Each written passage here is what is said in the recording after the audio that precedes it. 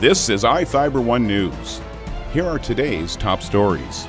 A man who allegedly admitted to starting a 2012 fire that destroyed and afraid a home told police he was seeking revenge against the homeowner's granddaughter. If you're strolling around Kashmir between now and Halloween, you can sit down for a meal with these hungry cowpokes. A fierce torrent stormed about Quincy last night, but that didn't stop either fan base from coming and cheering on their teams in the annual Battle of the Basin. The Ephrata Tiger girls soccer team held its second annual memorial game for the late Jayla Harmon this afternoon. From the iFIBER 1 newsroom, this is iFIBER 1 News. And it starts now.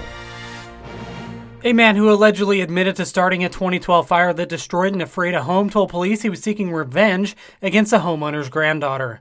24-year-old James Wyman is charged with arson in the first degree in connection to the December 10th, 2012 fire on C Street Southwest. Ephrata police were contacted on Thursday by Wyman's mother, who told officers her son had admitted to her days earlier he had started the fire that destroyed the neighbor's home.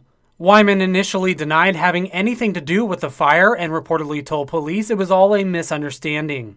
Police say Wyman later opened up about what happened that day, saying he disliked the homeowner's granddaughter and his frustration had grown over time. He reportedly continued to say he wanted to get back at her and decided to steal her purse or take her money. Wyman allegedly exited his home through the back door and entered the neighbor's property, walking to a door at the back of an attached garage he thought would be unlocked. Police say Wyman was only able to open the door to the garage about a foot and he reached his arm in. Ephrata police say the next thing Wyman remembers is walking back to his home. Wyman reportedly said about 3 to 4 minutes later he remembered hearing a loud noise coming from the neighbor's home. A report from the Ephrata Fire Department indicates the blaze started in the garage area. Wyman told officers he ran over to the neighbor's home and helped the homeowner and caregiver to safety. During the interview, Ephrata police say Wyman also told his mother he started the fire because he hated the homeowner's granddaughter. This is Joe Utter for iFIBER 1 News. This segment is brought to you by... Change doesn't have to be complicated. With a low-profile microwave hood combination that's ready to install right out of the box.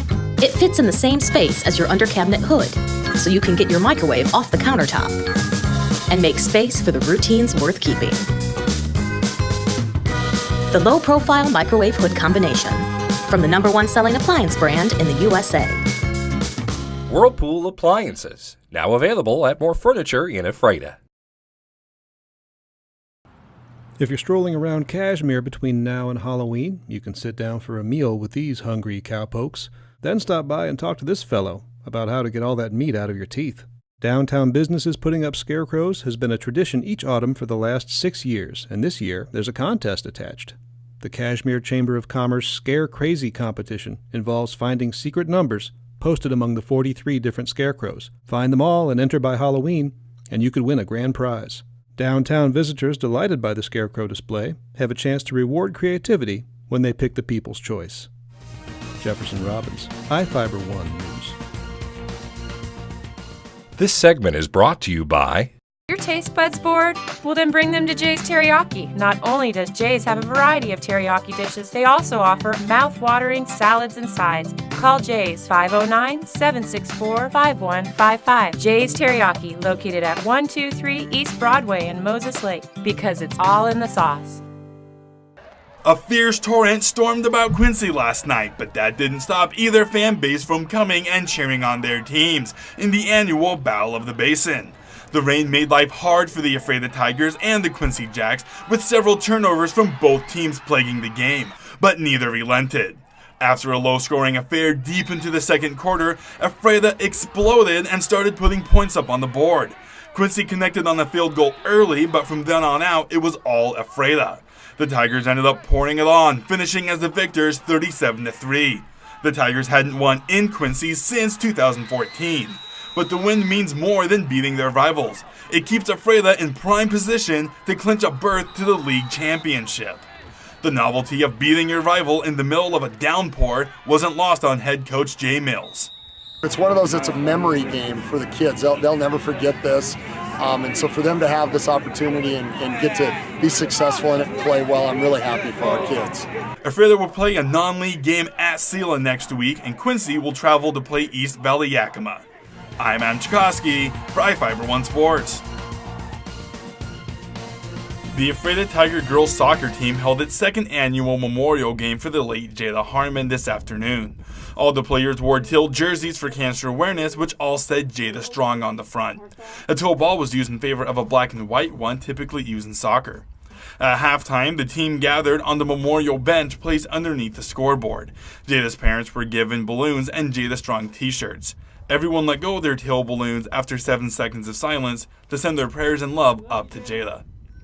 It's these girls and the girls that I've coached all throughout the years that have been my joy. It brings a smile to my face knowing that she's still with us out here and we get to be reminded of that. After halftime, it was back to business. The Tigers held on to a 1-0 lead going into the half, and Ephrata absolutely dominated in the second half, with the majority of it being played in Grandview territory. Despite complete control of the ball, Ephrata didn't score another goal and held on for the 1-0 win. After the game, Sydney Pixley, a friend of Jada, spoke about what the game meant for her as a person and not a player. This game to me means a lot because we're being able to bring Jada back into it and feel like she's still with us, and she may be gone here, but she's still with us when we play these games. Next game for the Tigers will be at Ellensburg next Tuesday. I am Adam Chikoski for iFIBER 1 Sports. This is iFIBER 1 News.